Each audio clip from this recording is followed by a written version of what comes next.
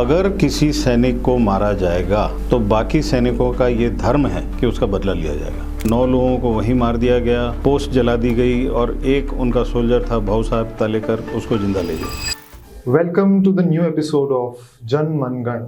I am Pratik and today we have with us Lieutenant General V.G. Khandare. A seasoned veteran, General Khandare has served on some of the most prestigious as well as demanding positions in the Indian Armed Forces. General Khandare comes with a vast experience across various branches of the Indian Armed Forces. General Khandare served as the DG of Defense Intelligence Agency. After that, he became the military advisor to the National Security Council Secretariat. And then he served as the principal advisor to the Ministry of Defense. Thank you so much for your time, General Khandare. मैं शुरू करता हूँ अपने पहले सवाल से, which is the biggest question and a burning question of the present time, which is Operation Sindoor. You were the principal advisor to the Ministry of Defense when Operation Sindoor was executed. आप please हमें बताएं कि क्या उस वक्त situation थी, what was the environment when this decision was taken, and over to you, sir. Thank you, Pratik.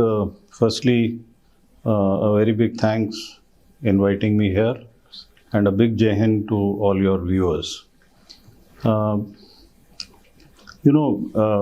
Op Sindoor को एक स्टार्ट पॉइंट से नहीं देखना चाहिए। ऑप सिंदूर को एक कंटिन्यूएशन में देखना चाहिए और कंटिन्यूएशन का जो थॉट प्रोसेस है उससे आपको पता लगेगा कि हर एक एपिसोड के बाद क्या एक्सपीरियंस हुआ, हम लोग क्या सीखे।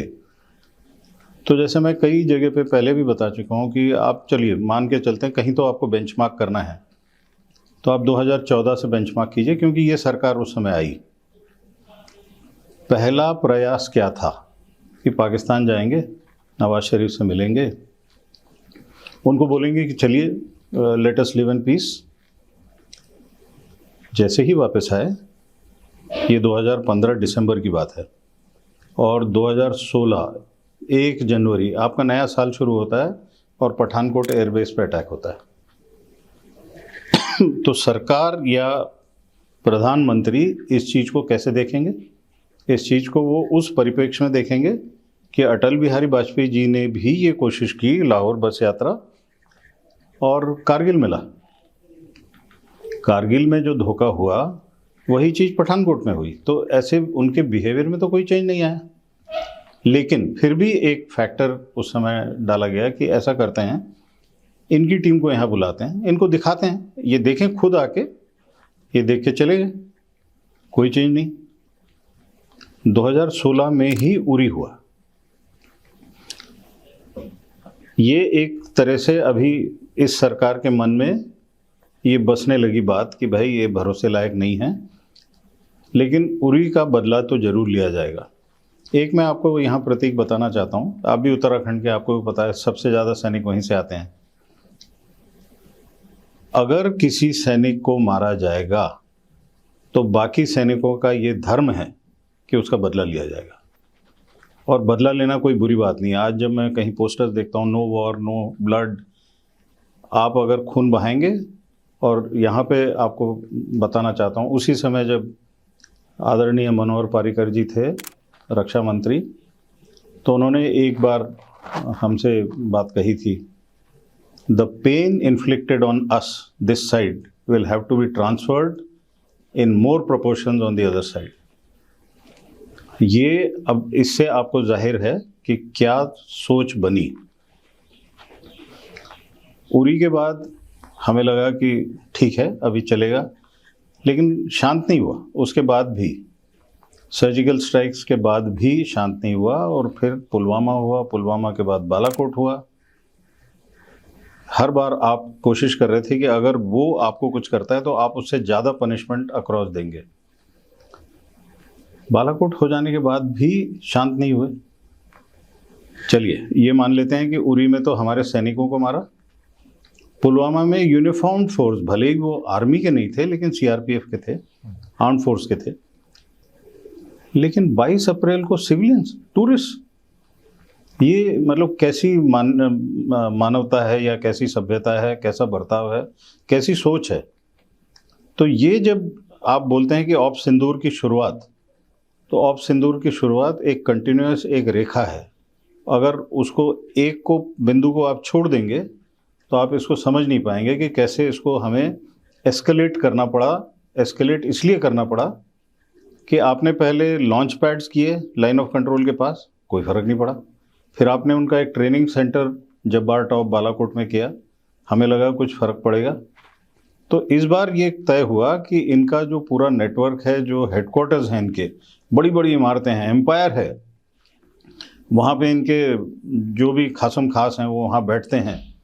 और एक फीलिंग उन लोगों में सब में आ गई कि हम इनविंसिबल हैं, हमें कोई कुछ नहीं टच कर सकता। क्यों? कि हम पाक ऑक्यूपाइड जम्मू कश्मीर में नहीं हैं, हम पाक पंजाब में हैं। और पाक पंजाब तो हमारा गढ़ है, जहाँ पे पंजाबी मुसलमान सर्वोपरि है। पाकिस्तान आर्मी, ISI, राजनीति, इसमें पाकिस्तान, पंजाब और सिंध यहीं के लोग हैं सबसे ज़्यादा। तो इन लोगों को ये एक फीलिंग था कि चाहे हम मुरीद के में हैं, चाहे हम बहावलपुर में हैं, हमारा कोई कुछ बिगाड़ नहीं सकता। तो इसलिए जब टारगेट सिलेक्शन हुआ तो भले ही ये नेशनल ऑब्जेक्टिव था टेररिज्म को काउंटर करना या टेररिज्म को इरेडिकेट करने की कोशिश करना, लेकिन असल में ये मिलिट्री ऑब्जेक्टिव्स बन जाते हैं, बिकॉज आप मिलिट्री को यूज़ कर रहे हैं अभी पॉलिटिकल ऑब्जेक्टिव्स को अचीव करने के लिए। तो जब हम पॉलिटिकल बोल रहे हैं तो ये यहाँ पे एक हमारे देश में बहुत एक कमी है। पॉलिटिकल मतलब राजनीति, ऐसा नहीं है। जब आप पॉलिटिकल एम लेते हैं तो national diplomatic and political objective is to counter terrorism, and that has been a consistent line. तो इसलिए ऑप सिंदूर के टारगेट्स इस तरह से सिलेक्ट किए गए कि हिजबुल मुजाहिदीन, सैयद सलाउद्दीन की, जैश मोहम्मद, अजहर की, और इसकी लश्कर तौबा मुरीद के में जो है। तो एक बिल्कुल क्लियर और मिलिट्री प्लान में selection of aim and maintenance of aim होता है, वो किया गया। और मिलिट्री का रोल इसमें यही है कि आप अपना एम सिलेक्ट करें, उसको डिस्ट्रॉय करें, और वो जो आपका गोल अचीव हो जाए उसके बाद आप बोलें कि अच्छा ठीक है, now there is an exit strategy, I can get off the escalatory ladder and give an honourable exit to the other side also, कि हमने आपको टच नहीं किया है, नीदर सिविलियंस नॉर मिलिट्री। तो ऑप सिंदूर की शुरुआत इस तरह से देखनी चाहिए। Thank you so much for your elaborate answer. बात करते हैं आपके प्रीवियस टेन्योर की, जब आप military adviser to the national security council secretariat थे। आपको एक मौका मिला to work closely with the NSA। हम ये जानना चाहेंगे कि while we know about how the NSA thinks on strategic affairs, militarily Doval साहब की क्या सोच है? How does he address things when it comes to military strategy? See, you must look at Mr. Ajit Doval as a person who looks at military as a part of the overall security strategy. So, security will involve kinetic and non-kinetic. Security will involve what can be done as a part of the modern warfare without declaration of war under normal circumstances also.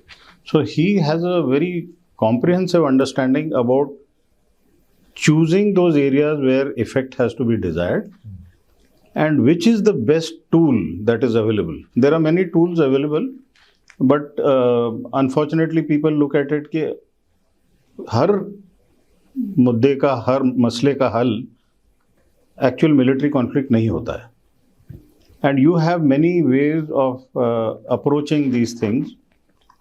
देख लीजिए, अभी it reflects in what happens.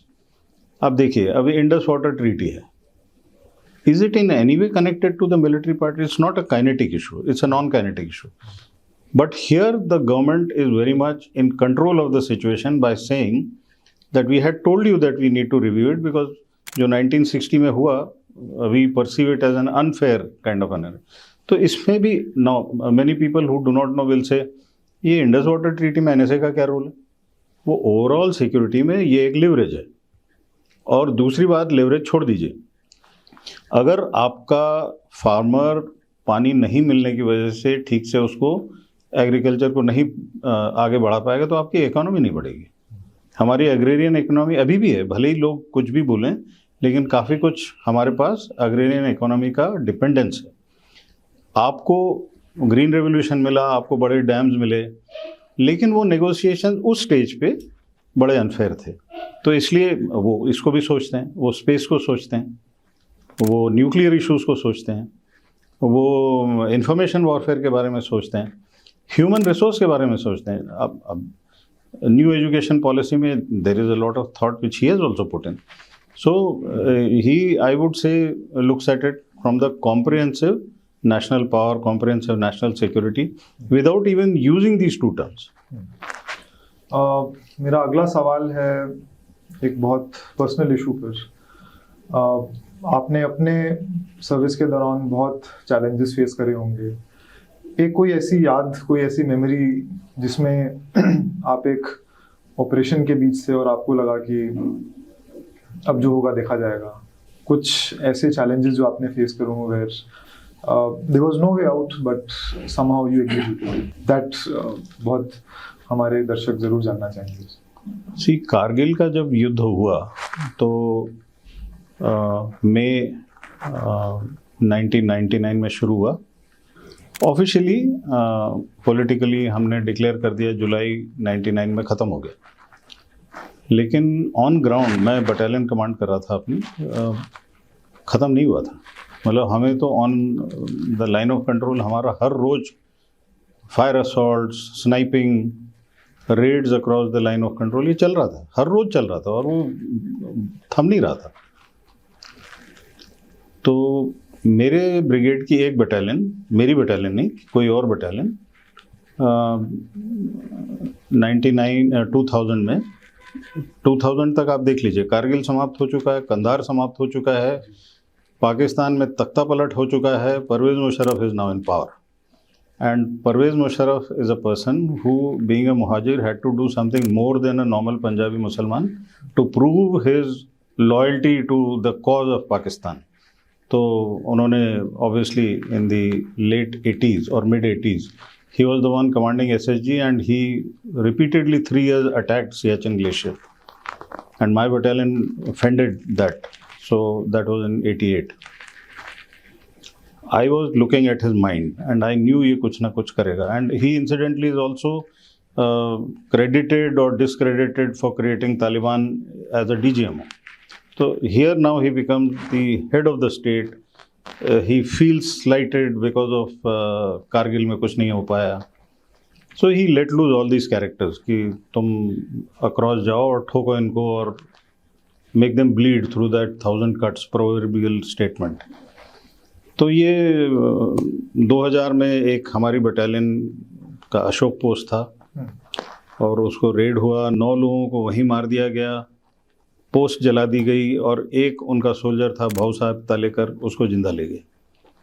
सुबह सुबह जैसे वो हमारी post ऊपर है, सामने पाकिस्तान है, नीचे वैली में एक गांव है, उसके सामने एक ग्राउंड है और भाऊ साहब तालेकर को पोस्ट की तरफ, हमारे पोस्ट की तरफ मुंह करके खड़ा किया गया, बिहेड कर दिया गया in public gaze and they played football with his head and then Ilyas Kashmiri takes that head, gives it to Parvez Musharraf in a tray and when he gives it in a tray what does he find?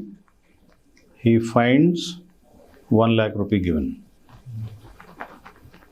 Now, what is the connivance of the Pak military with the terrorist? It is visible. I don't think anybody needs to qualify that. And then we had to take revenge. I told you, ये हमारा धर्म है, revenge लेंगे, कोई भी state का वो हो। मैं गढ़वाल राइफल्स का था, वो मराठास के थे, but we had to take revenge, which we did. We took our time. We prepared well. During this particular operation, I'm not going into many other details, but when we had actually got onto that post, we had destroyed the entire post, we had blown up each bunker, we had killed 26 soldiers by then. फिर हमें लालच आता है कि अब वापस क्यों जाएं, इसको पकड़ लेते हैं, ज्योग्राफी चेंज करेंगे, हिस्ट्री चेंज हो जाएगी.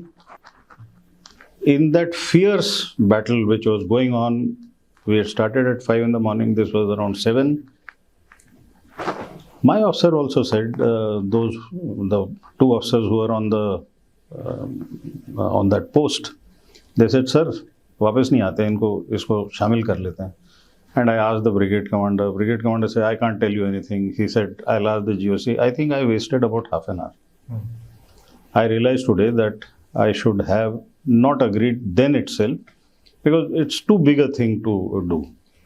So, but I was the person in command, so decision and responsibility is mine. But till about half an hour, when no reply came, I said, oh, come back. And after that, after I had given that order, the order came from the GOC to say, no, come back. We don't want to do this. That half an hour, the Pakistanis got to open up artillery fire on his own post. And my 2 officers and 18 other ranks, all of them got injured. Fortunately, nobody died or nobody was fatally injured. So we pulled back because I had a strong reserve party. But when I start thinking, it could have gone worse. Maybe I could have lost all 20. I think God was with me, blessings of elders were there, teaching of the seniors was there, and I was able to pull back everyone. And today, all of them are there. There's an officer, Amitabh Roy, who retired as a brigadier with a Veer Chakra. There's Colonel Bhupi Khandka, who got a Sena Medal, and many other awards. Sena Medal, Chief's Commendation Cards, Army Commander Commendations Card. That particular half an hour was so critical for me. You know, on one hand, you are thinking that I will take this post and integrate it into, and I'll change the map. But that was not the aim. You know, somewhere we got misled, maybe an emotion or whatever. But that is one thing I still remember, and I thank God for saving us out of that. And they all came back, and they came with all the bravery. In fact, I remember when I was getting them back in the post, एक हमारे उस समय rifleman Harshvardhan थे. His leg had got blown off because जब वो चढ़ रहे थे ऊपर तो पाकिस्तान सैनिक ने Chinese grenade फेंका.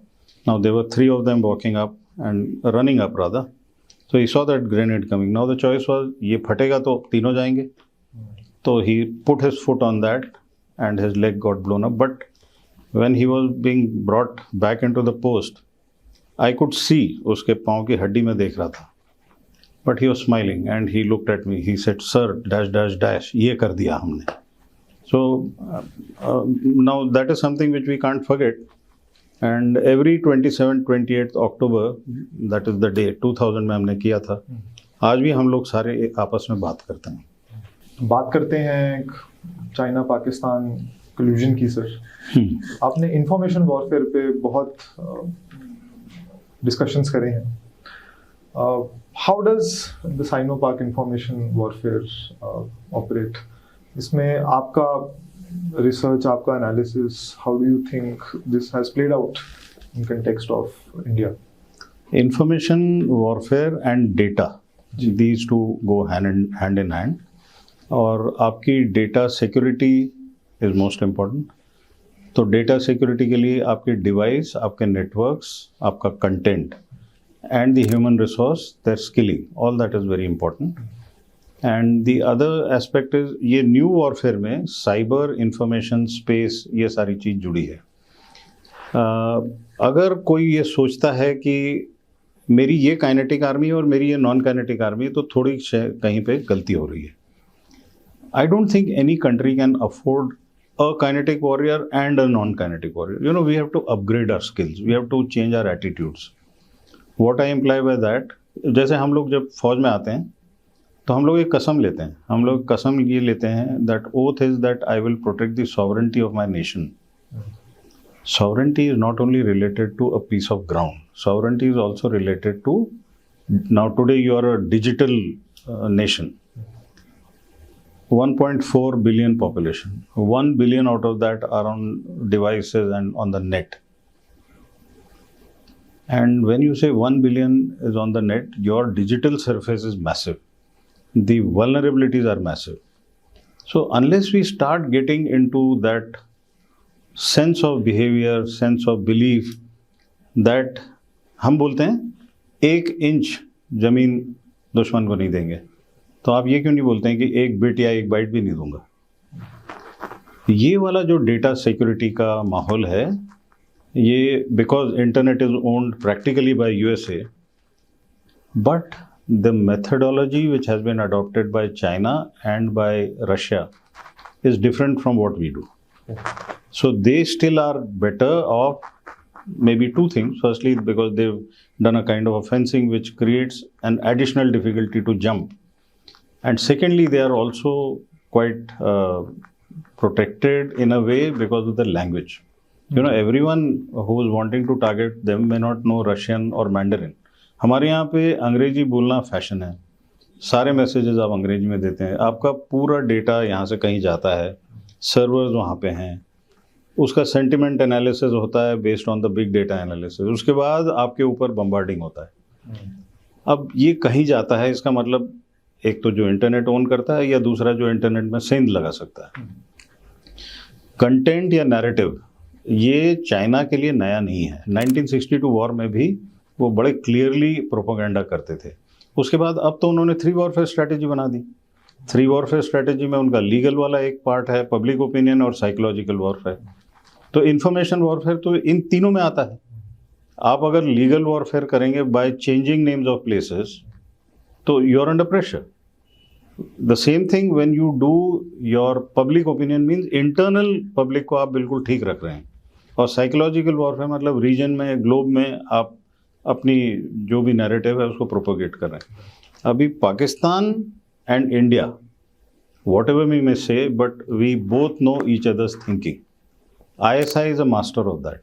So if ISI is in a position to give leads or data points to China that these are their fault lines, these are their vulnerabilities, this is what we should be targeting. फिर technology use करके क्या होगा, उसको आप propagate करेंगे, आप वो narratives based on AI आप उसको आगे बढ़ाते जाएंगे।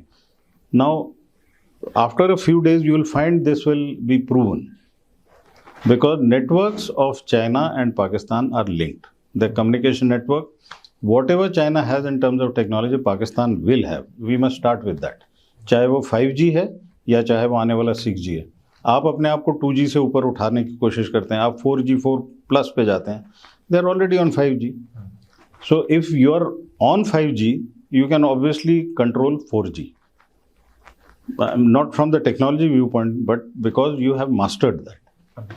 And जितने again one more thing is there is a huge diaspora of Pakistanis, there is a huge diaspora of Chinese. They see our people, they know how we think, they know our belief system, and obviously when you start looking at it, this is one part. Secondly, traps आपके लिए ले किए जाते हैं। How? हम सब emotionally बोलते हैं फलाना मंदिर, फलाना चीज़, अगर आप इसमें बिलीव करते हैं तो आप यहाँ क्लिक कीजिए, तो क्लिक हुआ, आप कॉम्प्रोमाइज़ हो गए। एक पार्टी है। दूसरा, आपके परिवार में एक डेस्कटॉप है, 4 लोग हैं, जो हस्बैंड है, he is possibly working in a government department, he is working on that, his wife is also doing something, she is also working, the daughter is studying in college, she is also working on, and there is a small young boy who wants to play games on that, so he downloads something, there you go. So what we need to do is to protect ourselves by sensitizing our population, and that can't be done by an act of law or something, but what we say, बचपन से आपको संस्कार सिखाए जाते हैं, बेटे को बेटी को माँ सिखाती है, पिताजी सिखाते हैं, दादा सिखाते हैं, दादी सिखाते हैं, नाना सिखाते हैं, that is called the cyber foundations which will keep us safe on the information warfare. I come to the last question, जिसके 2 सबसेट्स हैं sir, and they are linked in some ways. The first is military thinking. जो अगर हम POK को देखते हैं तो पिछले कुछ दशकों में मिलिट्री थिंकिंग कैसे इवॉल्व हुई है, without going into the operational part. And उसी के साथ मेरा रिलेटेड क्वेश्चन है, फ्यूचर वॉरफेयर जो है, what will be the future warfare like, how will the battlefield lines be redrawn, कैसे ये इवॉल्व होगा आने वाले समय में? See, as far as POJK or any other piece of land, territory that you are absolutely assured that this is mine, and this should come to me because legitimately, legally मेरा है. तो इसके लिए आप क्या करते हैं? आप अपनी एक लीगल पोजीशन बिल्कुल तैयार करते हैं. तो देश में एक हिस्सा है जो उसको लीगली तैयार कर रहा है, एक डिप्लोमेटिक है जो उसको तैयार कर रहा है. फिर जब पॉलिटिकल ये डिसीजन लिया जाता है, किस लेवल पे लिया जाता है? PM and CCS. मतलब PM is a part of that 5-member group which is the CCS. उसके बाद it has to come as a part of a directive to the military to prepare, right? आप prepare करते हैं तो आप उसके अंदर you have to look at what kind of a terrain we are looking at. Terrain friction is based on the kind of mountainous terrain we have. It's mountains eat troops. You require huge number of troops, which means militarily you have to keep the other borders stable. You have to keep the other borders diplomatically stable. Otherwise, you cannot be opening up two fronts at the same time. That will be disastrous. You found what Napoleon did, what Hitler did. Two fronts you cannot handle.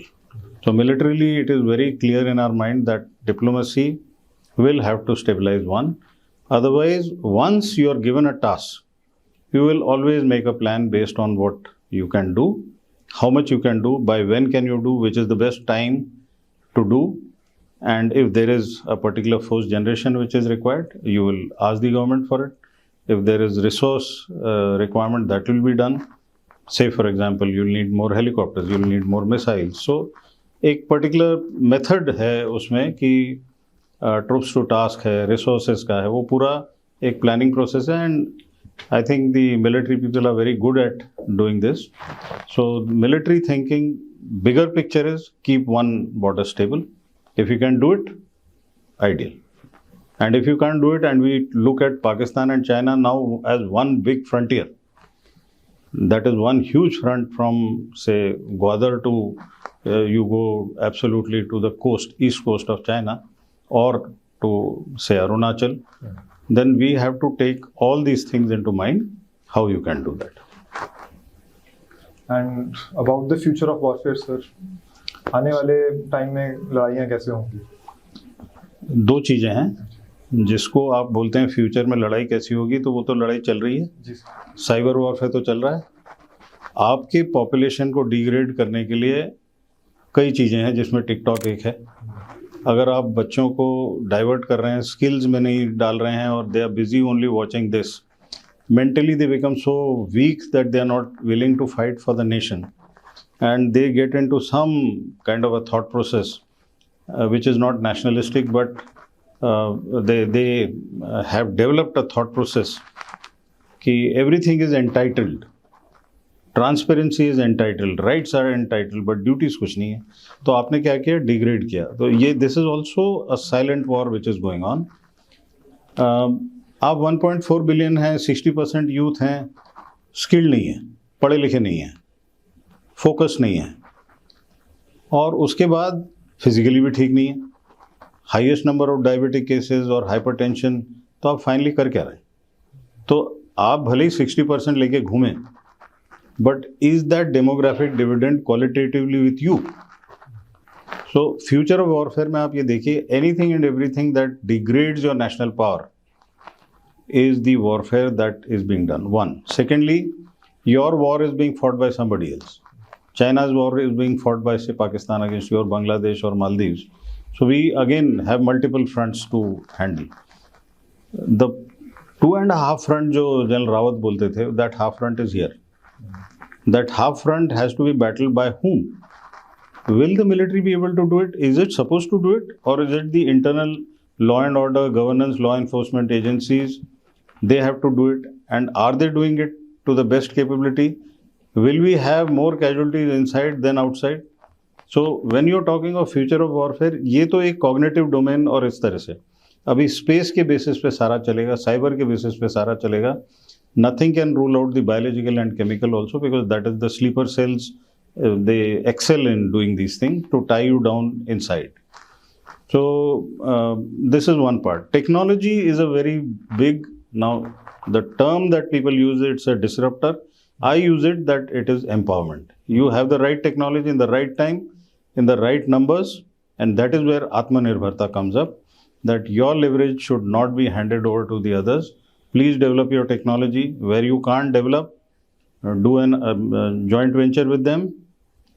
Get maximum things here so that your supply chains are protected. There are many things in the new warfare. I just give you a glimpse of it. Thank you so much sir, इतने detailed, इतने insightful answers के लिए आपका बहुत बहुत धन्यवाद. Thank you. We will be back with a new episode shortly. And please don't forget to like and subscribe our YouTube channel, Jan Man Gan. Thank you. Thank you. Jai Hind to everyone.